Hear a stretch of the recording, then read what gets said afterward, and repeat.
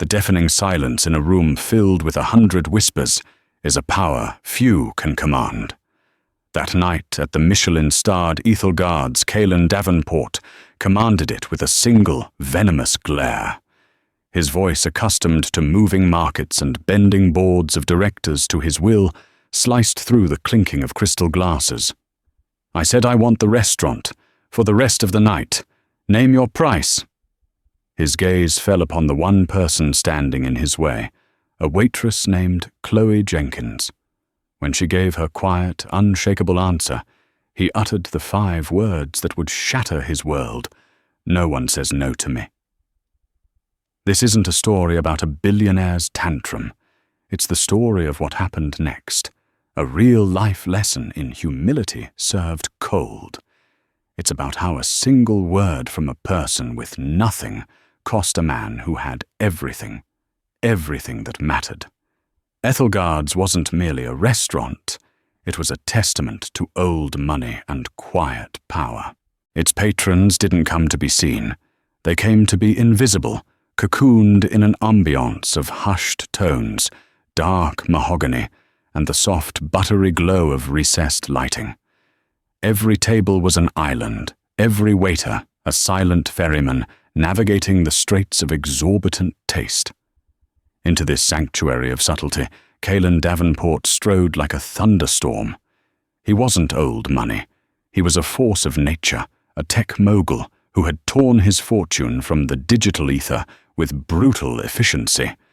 He moved with a restless energy, his custom-tailored suit looking less like clothing and more like a temporary restraint for the raw ambition beneath. His 2 associates, a pair of nervous, clean-shaven men named Patrick and Jeff, scurried in his wake like pilot fish. Chloe Jenkins observed his entrance from her station near the service bar. She was in her 3rd year of law school at Georgetown, and serving tables at Ethelgard's was the high-wire act that paid her tuition and her younger sister Sophie's mounting medical bills. She had a knack for reading people, a skill honed by both legal case studies and the demanding clientele of the restaurant. She saw past Caelan's expensive watch and confident stride to the deep-seated impatience simmering in his eyes. He didn't just want a table, he wanted to conquer it. The maître d', a perpetually composed man named Mr. Dubois, met them with a practiced smile. "Mr. Davenport, a pleasure. Your table is ready." Caelan waved a dismissive hand, his eyes scanning the room. "Forget the table. I need the room." Dubois' smile flickered for a nanosecond. "So, the entire dining room?" Caelan clarified his voice, low, but carrying an unmistakable authority. "I'm closing a deal here tonight, and I don't want any distractions. Pack everyone up, send them home with a bottle of your best champagne, and add it all to my bill, and a bonus for the staff for their trouble. 100,000 should cover it." Patrick and Jeff exchanged a wide-eyed glance. This was classic Caelan, using a sledgehammer to crack a nut simply because he could. Mr. Dubois, for the first time in his 15-year tenure, was speechless. "So that's not possible. Our guests have reservations. They are in the middle of their meals." He gestured subtly towards a corner table where a family was celebrating. A silver-haired man was watching his granddaughter, who couldn't be more than 10, blow out the candles on a small, elegant cake. The girl's face was a portrait of pure joy. Caelan followed his gaze and scoffed. "A birthday cute. I'll buy her a pony, a real one. Now, are you going to handle this, or do I need to speak to the owner?" "Mr. Davenport, I implore you to understand," Dubois began, his voice strained. "It is against our policy, our very ethos." It was at this moment that Chloe, tasked with delivering a water service to a nearby table, found herself within the blast radius of Caelan's escalating impatience. "What is your name?" Caelan snapped his attention, suddenly locking on to her. Chloe froze for a second, then straightened her spine. "Chloe, sir." Chloe, he repeated, tasting the name with disdain. You work here. You understand money. Tell your manager here to take the deal. It's a good deal. It's an easy night for everyone, and you all walk away with more money than you'd make in a month. He was speaking to her as if she were a jewelry to be swayed, an asset to be leveraged. He saw her uniform, not the person in it. Chloe's heart was pounding. She needed this job. She needed the tips from a busy Friday night. Sophie had a new experimental treatment coming up, and the insurance company was already making noises about not covering it. Every dollar counted, saying nothing was the safe option. Deferring to Mr. Dubois was the smart option. But then, she looked at the little girl at the corner table, her face still glowing from the candlelight. She saw the quiet couple celebrating their anniversary, their hands clasped across the table. These weren't distractions. They were people living their lives, marking moments that mattered.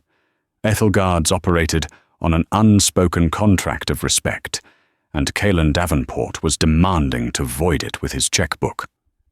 "Sir," Chloe said, her voice quiet but clear, forcing him to lean in slightly. "Mr. Dubois is right. We can't ask our guests to leave. Their evening is just as important as yours." Caelan stared at her, a slow, incredulous smile spreading across his face. He turned to Patrick and Jeff. "Did you hear that the waitress is giving me a lecture on the importance of birthday parties?" He turned back to Chloe, his smile vanishing. "Let me rephrase.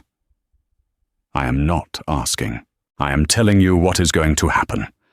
My company, Davenport Innovations, is about to acquire a European rival. The final call is in 2 hours. This deal will make headlines. That little girl's birthday will not.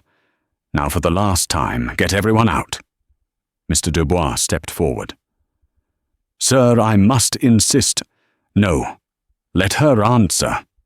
Caelan commanded, his eyes still fixed on Chloe. He saw this as a pivotal test of his power.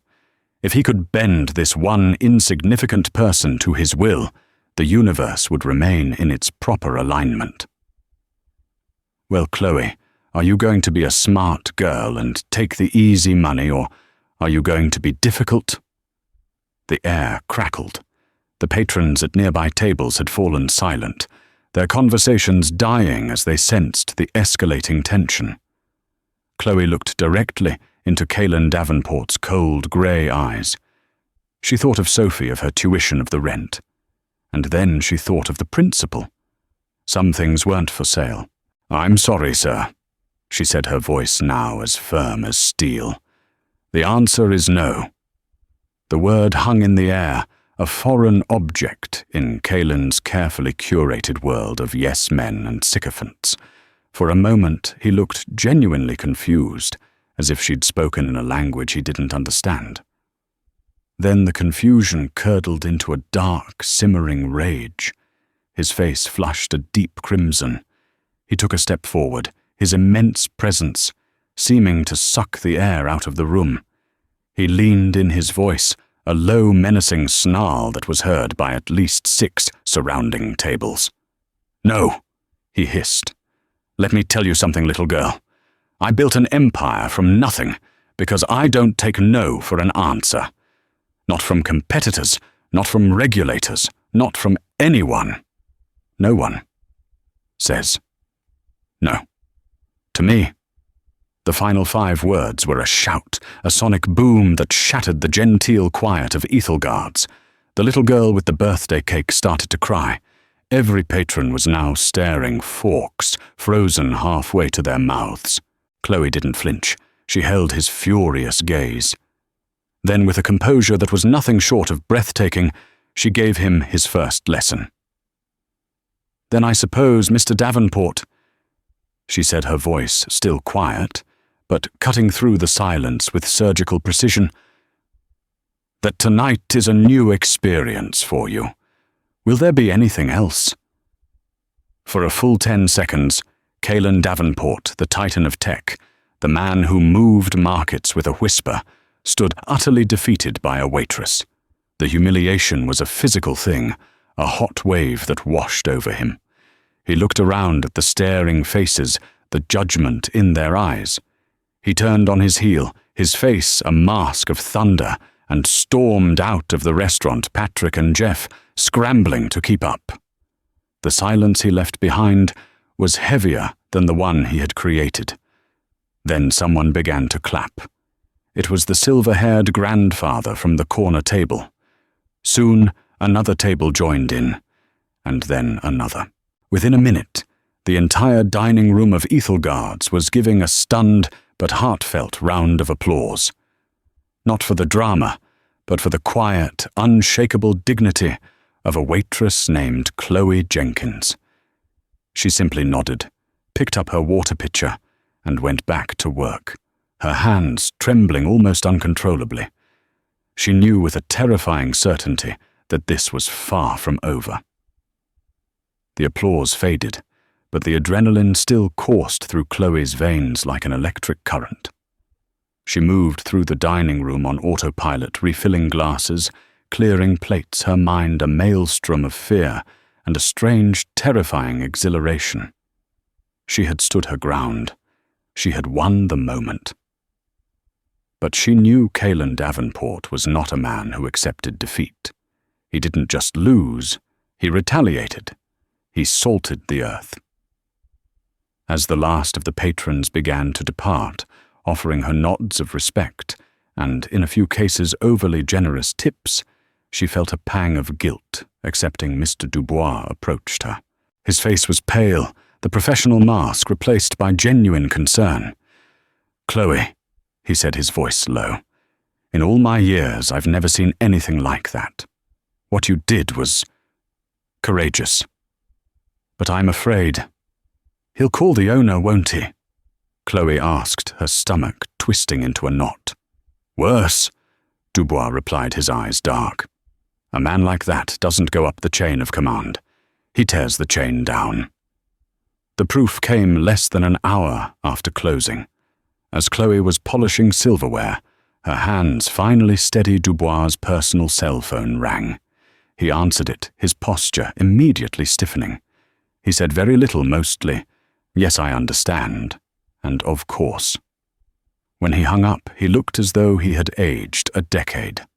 "That was Nathaniel Reed," he said, naming the lead partner of the most powerful corporate law firm in the city, Reed and Sterling, Mr. Davenport's personal counsel.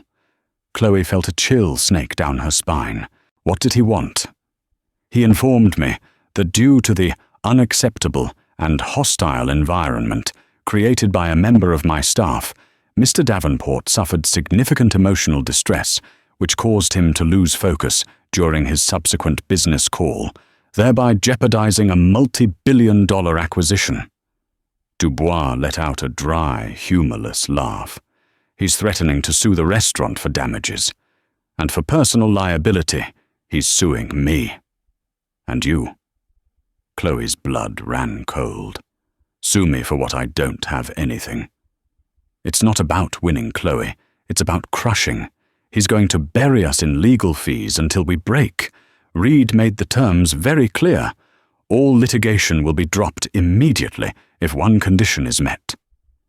"My termination?"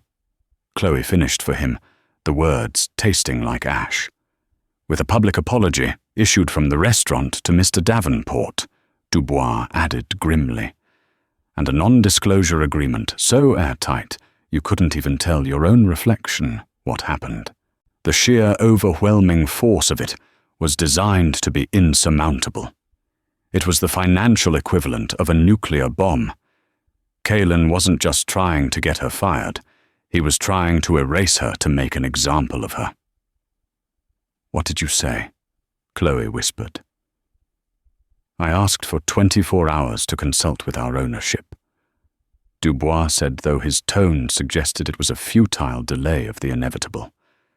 "Chloe, I am so sorry. You have a sister, I know. You need this job." She nodded numbly. The image of Sophie, pale but always smiling in her hospital bed, flashed in her mind. Sophie's courage was the reason Chloe could be courageous. But this felt different. This was a direct threat to Sophie's well-being. The experimental treatment was their last best hope, and its costs were astronomical. Without this job, and with a lawsuit hanging over her head, she would be ruined. She would fail her sister. She walked home through the sleeping city, the weight of Caelan Davenport's fortune pressing down on her. It was an invisible crushing force. He could deploy armies of lawyers' men like Nathaniel Reed with a single phone call. He could create legal fictions, spin narratives of emotional distress, and turn her simple act of defiance into a malicious taunt. The system she was studying to uphold was being weaponized against her. When she got back to her tiny apartment, she found a message on her laptop from the hospital's financial aid office. It was a sterile, polite notification that due to revised eligibility criteria, Sophie's pre-approved coverage for the upcoming treatment was now under review. The timing was too perfect, too cruel to be a coincidence. Panic, cold and sharp, seized her. Had he done this? Could he move that fast? Could his influence really reach into the bureaucratic heart of a hospital's financial department? She felt a profound sense of helplessness. He was a god moving unseen pieces on a board she didn't even know she was playing on. She sat at her small desk, surrounded by constitutional law textbooks and case briefs, and felt the bitter sting of tears. She had done the right thing. It had felt right, pure and necessary in the moment. But the consequences were catastrophic. The world, it seemed, did not reward quiet dignity. It rewarded brute force. Her phone buzzed. It was a text from her best friend and fellow law student, a sharp-witted woman named Jessica. Jess heard a crazy rumor about Ethelgard's tonight. Something about a tech billionaire and a badass waitress. "Please tell me it was you," Chloe typed and deleted a response 6 times. How could she explain the terror that was now consuming her? How could she admit that her one moment of defiance was about to cost her everything? "Chloe, it was me. And I think I just ruined my life." The reply was instantaneous. "Jess, don't you dare say that. You're the smartest person I know." He picked a fight with the wrong future lawyer. "Call me. Now. We fight back." Chloe stared at the words. "We fight back." It sounded so simple, so brave. But how? How did you fight a man who could buy the law itself? She picked up her phone, her hand still trembling, but this time it wasn't just from fear.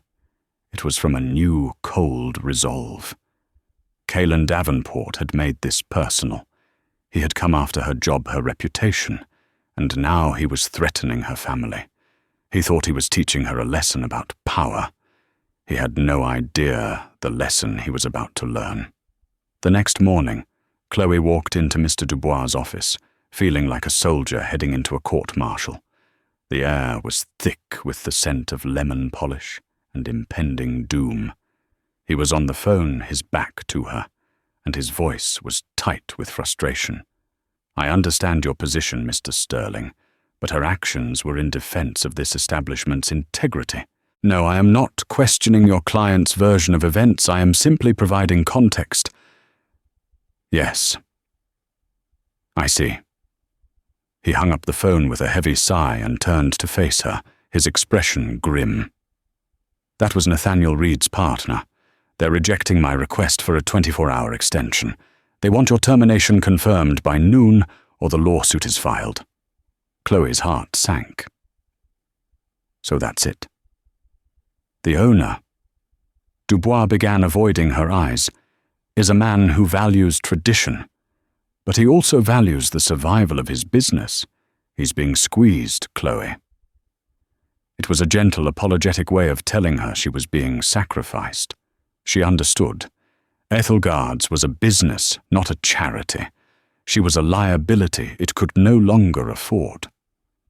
She was about to offer her resignation to spare him the difficulty when a thought struck her. It was a long shot, a desperate Hail Mary, born from a half-remembered lecture. "Mr. Dubois," she said, her voice surprisingly steady. "The lawyer who called you yesterday, his name was Nathaniel Reed. Yes, the best they say. Utterly ruthless. And he works for Reed and Sterling." "That's the one." Dubois looked at her, puzzled. "Why? I need to make a call," she said, a flicker of an idea taking shape. "Can I please have 5 minutes?" He nodded, gesturing to the phone on his desk. Chloe instead pulled out her own cell phone. Her fingers flew across the screen, searching through her contacts.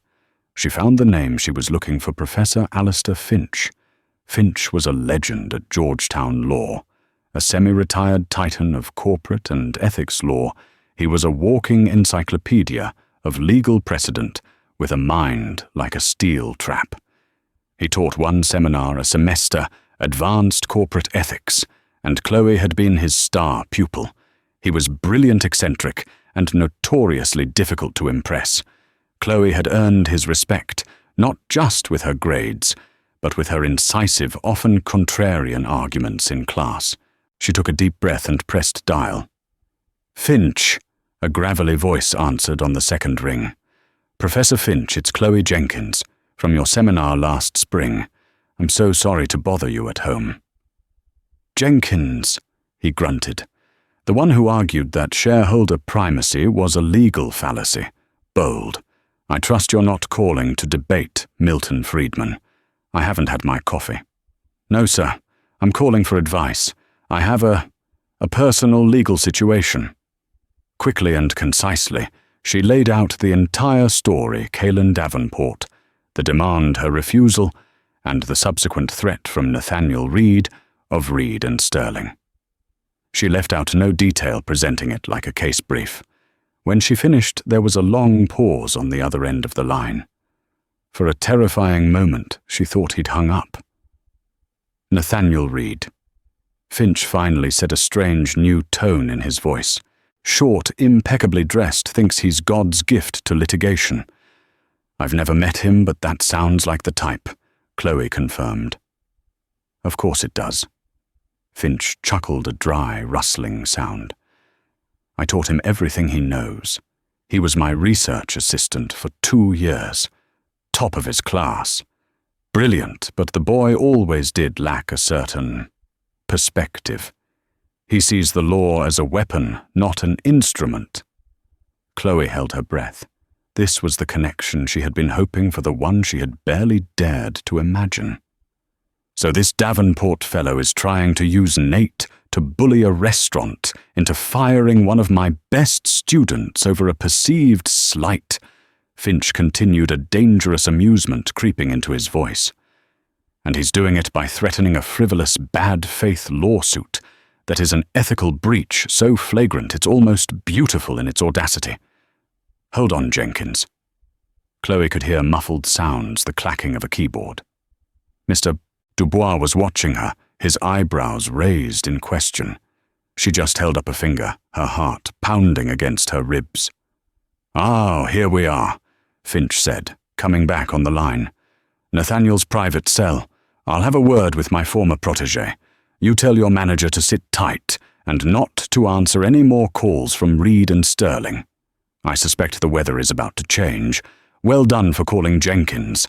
This is more interesting than my crossword." He hung up. Chloe lowered her phone, her mind reeling. She looked at Mr. Dubois. "A professor of mine. He knows Mr. Reed. He's going to make a call." Dubois looked skeptical, but intrigued. For the next 10 minutes they sat in a tense, expectant silence. Chloe's phone rang. It was an unknown number. She answered, her hand slick with sweat.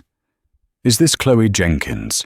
a harried, unfamiliar voice asked. "Yes, it is." "This is Nathaniel Reed. I believe there has been a significant misunderstanding regarding my client, Mr. Davenport, and the events of last night." The man's voice was a world away from the confident, menacing lawyer Mr. Dubois had described. He sounded flustered, panicked even. "A misunderstanding?" Chloe asked, keeping her voice level, just as she'd been taught in her mock trial class. "Yes, a complete miscommunication," Reed stammered. "Professor, an outside party has provided some valuable new perspective. My client, Mr. Davenport, was under unusual stress. He acted rashly.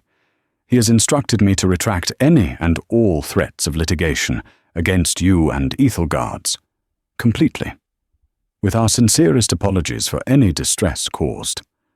Chloe could almost hear Professor Finch's voice echoing in Reed's ear. "I see," she said coolly.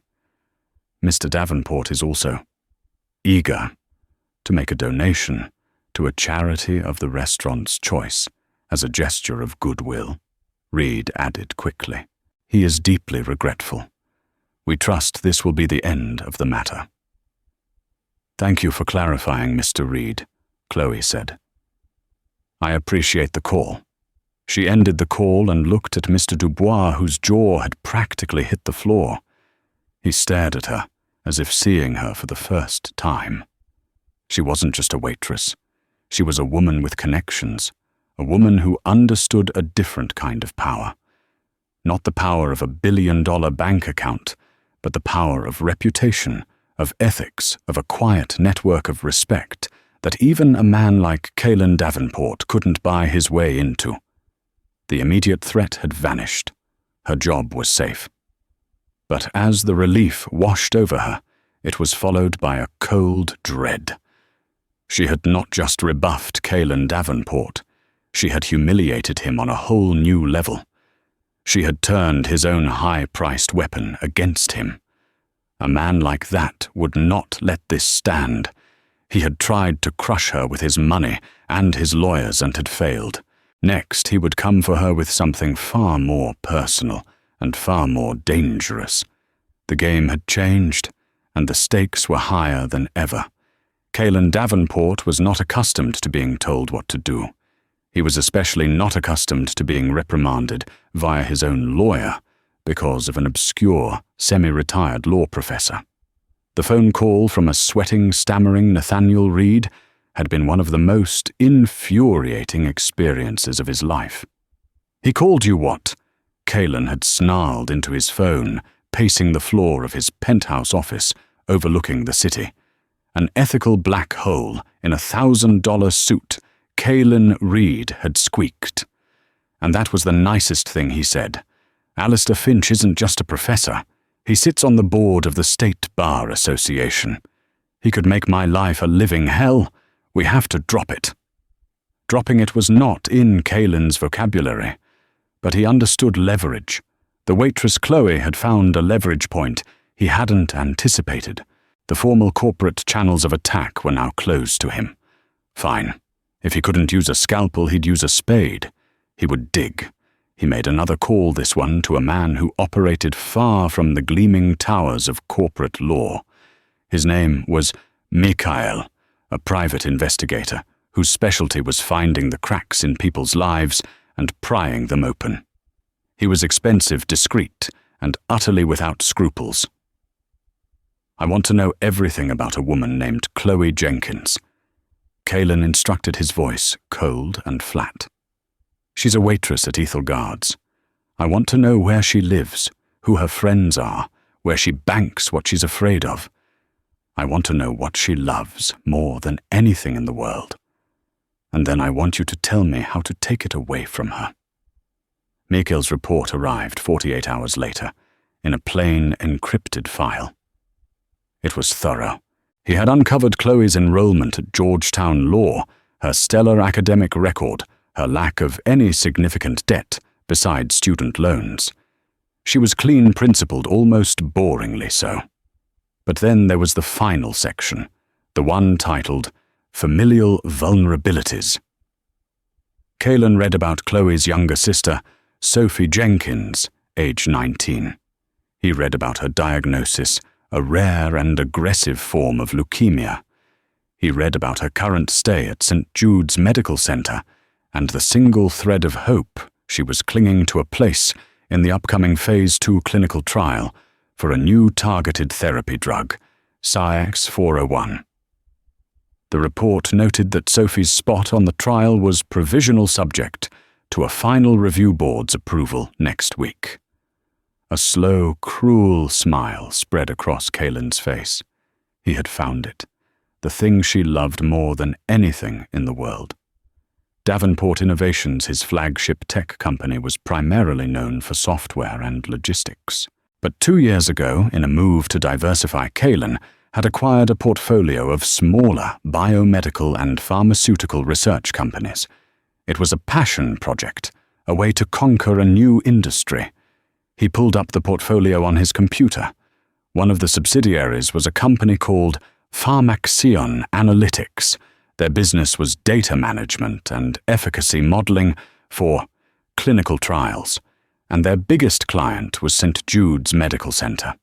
The pieces clicked into place with chilling precision. He called the CEO of Pharmaxion, a man named Dr. Aris Thorne, who owed his position entirely to Kaelin. Aris. Kaelin began, his voice deceptively casual. I'm looking at the St. Jude's CX401 trial you're managing. There's a patient on the provisional list, Jenkins Sophie. I can pull up the file, Mr. Davenport. Is there an issue? Just a flag, Kaelin said smoothly. I've had some independent analysis run on her preliminary data. Her secondary biomarkers are problematic. A high probability of skewing the trial's efficacy results downwards. She's a poor candidate, a risk to the entire project. This was a complete fabrication, of course. He hadn't run any analysis, but Aris Thorne wouldn't know that. He would only know that the man who signed his checks was giving him a direct, albeit veiled, order. I see, Thorne stammered, clearly surprised. Her attending physician seemed very optimistic. Physicians get attached. That's why we have objective data analysis, isn't it? Kaelin countered. I want you to run a full risk assessment on her profile and present it to the St. Jude's Review Board. Emphasize the potential for a negative outlier. I'm sure they'll agree that for the integrity of the trial, it's better to select a more stable candidate. We can't let sentimentality jeopardize a drug that could save thousands. He had wrapped his venom in the language of scientific integrity. It was perfect, untraceable.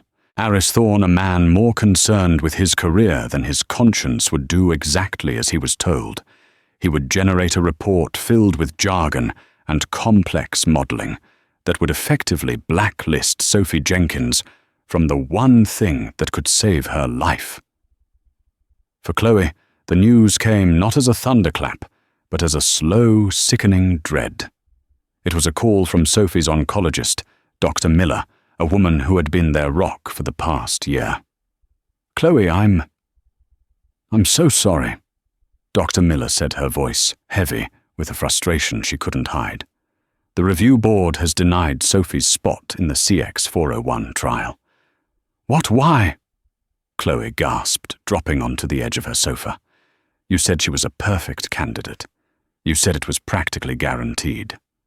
I know, but a last-minute data analysis report came in from Pharmaxion, the company that manages the trial data. It flagged her as a high-risk candidate for anomalous reactions. It's nonsense, Chloe. The data is being deliberately misinterpreted, but the board is terrified of compromising the trial's FDA approval path. My hands are tied. They've already given her spot to another patient. Pharmaxion.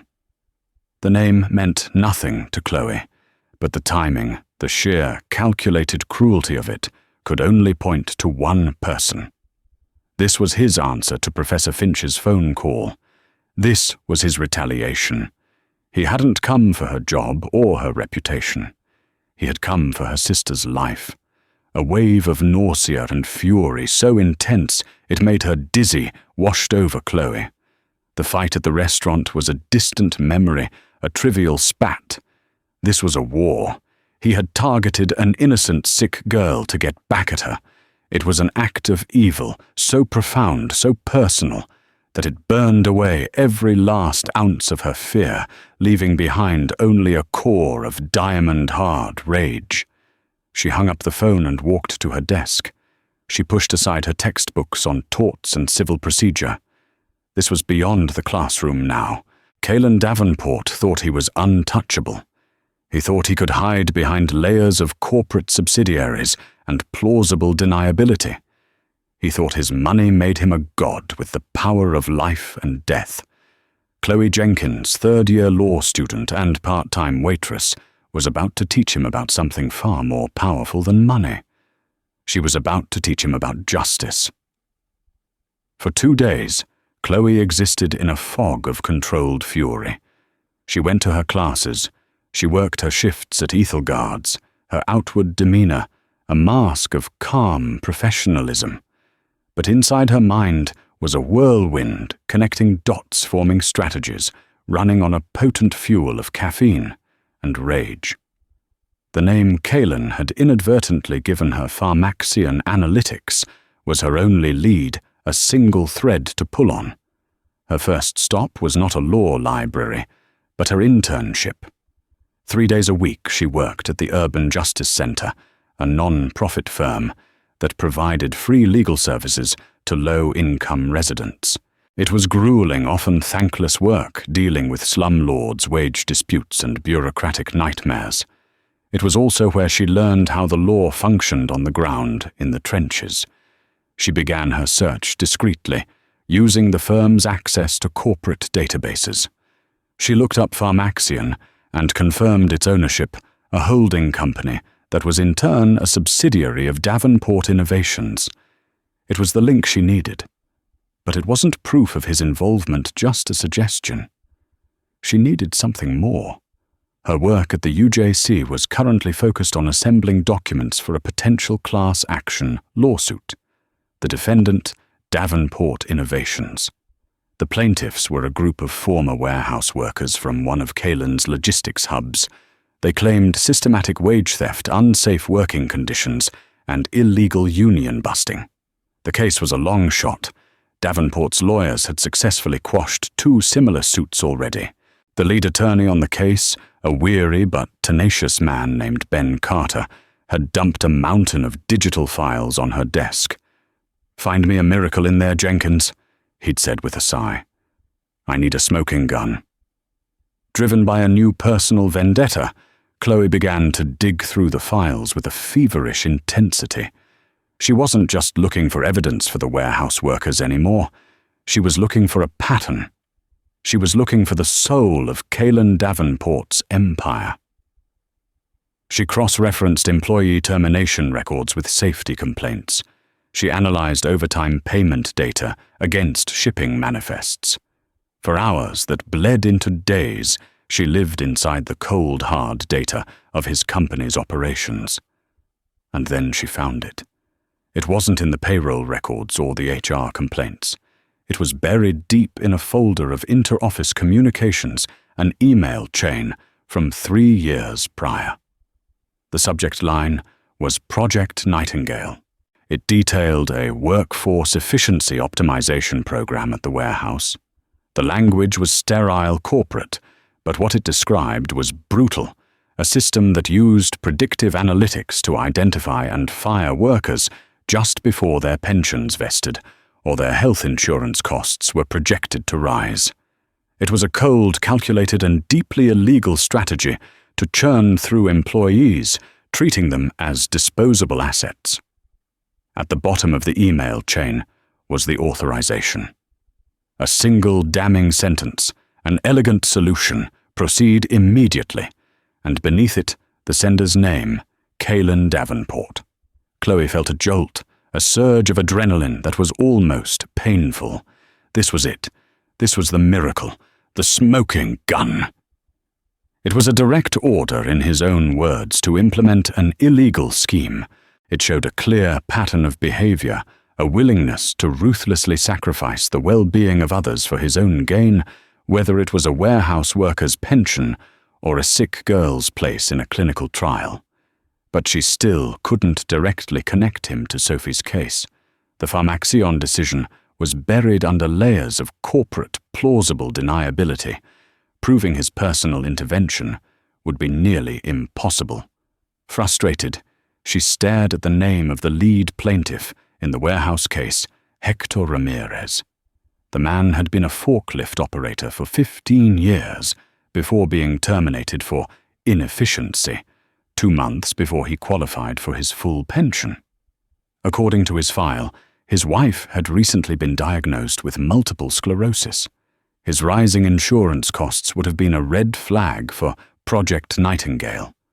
A thought sparked in her mind. It was a desperate, unconventional idea. She looked up Hector Ramirez's wife. Her name was Elena Ramirez, and her neurologist, the specialist treating her MS, was listed in the file. Dr. Ann Miller.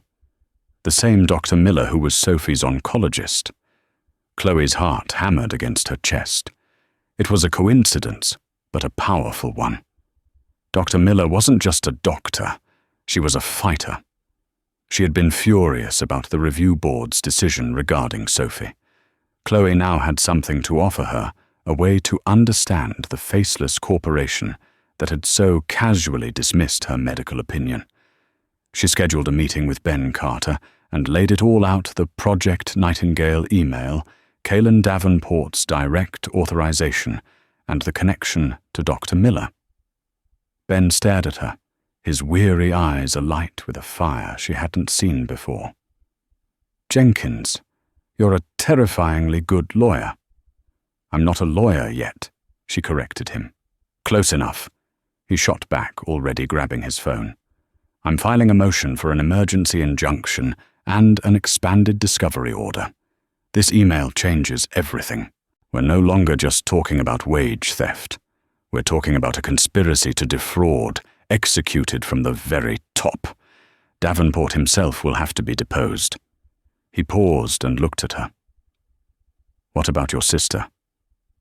"That's my part," Chloe said, her voice like ice. "I need you to get me in the same room as him, in that deposition." Her plan was audacious. She would leverage the warehouse worker's case, now supercharged by her discovery, to force a confrontation. She couldn't sue him for what he did to Sophie, not with any hope of winning. But she could make sure that when he finally had to face the consequences of his corporate malfeasance, the architect of his downfall would be the waitress he had tried to crush. She would be justice personified. The scales which had been so heavily weighted in his favor were beginning to tip. Kaylin Davenport had unleashed his power on her, and in doing so, had shown her exactly where to strike back. The deposition was scheduled to take place not in a courthouse, but in the neutral territory of a conference room at a third-party legal services firm. The room was designed to be sterile and intimidating: a long, polished mahogany table, high-backed leather chairs, and a single unblinking camera in the corner. Kaylin Davenport arrived, flanked by Nathaniel Reed and a team of 3 other lawyers from Reed and Sterling. He exuded an aura of annoyed invincibility, as if this were a colossal waste of his time, a minor bureaucratic hurdle to be overcome. He viewed the class action lawsuit as a nuisance, a shakedown by disgruntled ex-employees. He had no idea of the earthquake rumbling beneath his feet. He took his seat at the head of the table, pointedly ignoring the opposing counsel, Ben Carter, and his small team. The proceedings began with Ben leading the questioning. For the first hour, it was standard fare. Kaylin was cool, collected, deflecting questions with practiced ease, letting his lawyers object and obfuscate. He answered questions about warehouse logistics and corporate structure with a detached boredom. Then Ben Carter slid a single sheet of paper across the table. "Mr. Davenport, could you identify this document for the record?" Kaylin glanced down. It was a printout of the Project Nightingale email.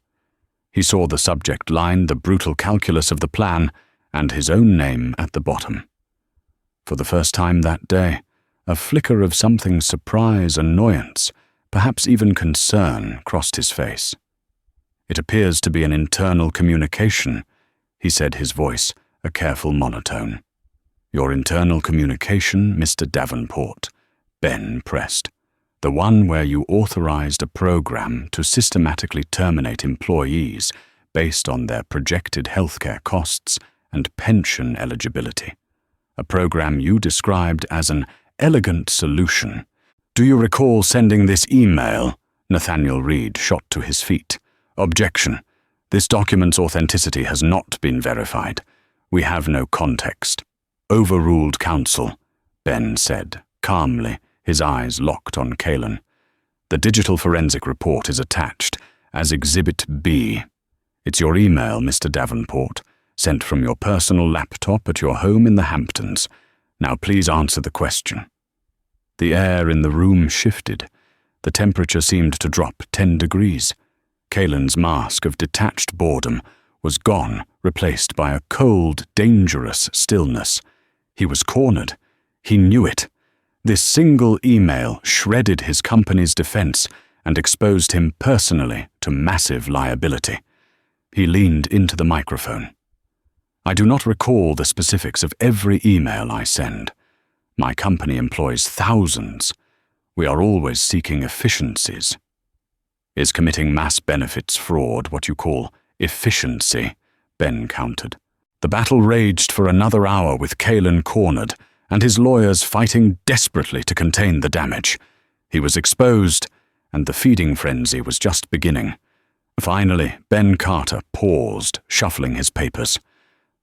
I have a few more questions, but I'm going to turn them over to my associate, who has been instrumental in this discovery. Ben gestured to the young woman sitting at his side, who until now had remained silent, diligently taking notes. She looked up, her expression unreadable, and her eyes met Kalen's. It was Chloe Jenkins. The shock on Kalen Davenport's face was profound. It was a physical blow. He visibly recoiled in his chair, his jaw tightening. The waitress, the insignificant little gnat from the restaurant, here, at the heart of his undoing. The realization dawned on him in a sickening wave. This wasn't a random corporate lawsuit. This was a targeted assassination, and she was holding the rifle. Chloe slid a second file across the table. It was not a legal document. It was a medical file. Mr. Davenport, she began, her voice perfectly calm and devoid of emotion. I want to talk about another one of your companies, a subsidiary called Pharmaxion Analytics. Nathaniel Reed was on his feet again. Objection. This is completely irrelevant to the matter at hand. The witness is not required to answer questions about unrelated business entities. On the contrary, counsel, Chloe said, not taking her eyes off Kalen. It is entirely relevant. It speaks to a pattern of behavior, a pattern of using corporate structures to inflict harm on individuals for personal reasons. In this case, my sister, Sophie Jenkins. She opened the file. On August 19th, Sophie Jenkins was a prime candidate for the CX-401 clinical trial at St. Jude's. On August 21st, 2 days after I refused to violate restaurant policy for you, Pharmaxion Analytics, a company you control, submitted an unsolicited and fraudulent report to the St. Jude's Review Board, flagging my sister as a high-risk candidate and costing her a life-saving treatment. She pushed a photo of Sophie smiling hopeful, despite the tubes and the sterile hospital room across the table. This is the negative outlier your company was so concerned about. Kalen stared at the photo, then at Chloe. The rage in his eyes was volcanic. He had been so utterly, completely outmaneuvered. She had used his own tactics against him. She had found a vulnerability and exploited it, not with money, but with the truth. This is a pathetic, desperate attempt at character assassination. He snarled, his voice low and venomous. You can't prove a thing. I don't have to, Chloe replied, her voice dropping to a near whisper. Not for a courtroom, but everyone in this room knows exactly what you did. And soon, thanks to Project Nightingale. The whole world is going to know what kind of man you are. They'll know you get your efficiencies by firing men like Hector Ramirez before he can pay for his wife's wheelchair, and by settling personal scores using a sick 19-year-old girl as a pawn. She leaned forward slightly. You told me that no one says no to you. You were wrong. I said no. Hector Ramirez and the 400 other plaintiffs in this case are saying no. The law is saying no. It's checkmate, Mr. Davenport. For the first time in his life, Kalen Davenport had no response. No threat, no buyout, no clever legal maneuver could save him. He was trapped by the truth. He looked at the email printout. He looked at the picture of Sophie. And he looked at the waitress, who was now the most powerful person in the room. He had tried to teach her a lesson about his world, but she had dragged him into hers, a world where actions have consequences, and where justice, however slow, is not for sale. He had lost. The fallout from the deposition was swift and catastrophic for Kalen Davenport. The Project Nightingale email, leaked to a prominent financial journal, became a national scandal. The story was irresistible, a titan of industry caught red-handed, his own words exposing a culture of corporate cruelty. The stock price of Davenport Innovations plummeted. The board of directors, once cowed by his aggressive leadership, convened an emergency meeting. Faced with a public relations nightmare, a tanking stock and a class action lawsuit, now backed by irrefutable evidence, Kalen was forced to settle. It was one of the largest wage theft settlements in the country's history. Hundreds of former employees, men and women like Hector Ramirez, received not only their stolen wages and pensions, but significant punitive damages as well. Kalen was forced to step down. As CEO of the company, he had built his reputation shattered. But for Chloe, the victory was incomplete.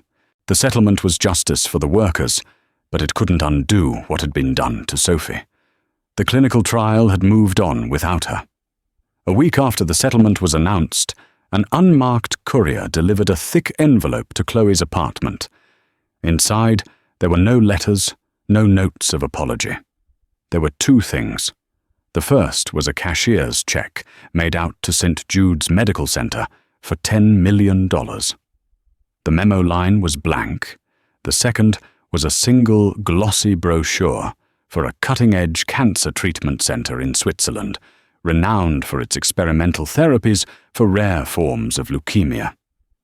A specific doctor's name was circled on the front.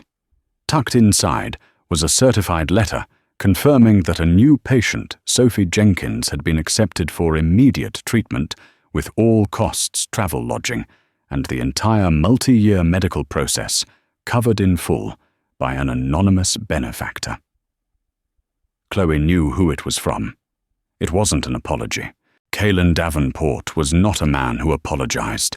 It was an admission of defeat, a transactional attempt to clear a debt he couldn't pay with words. It was the only way he knew how to fix something by throwing an obscene amount of money at it.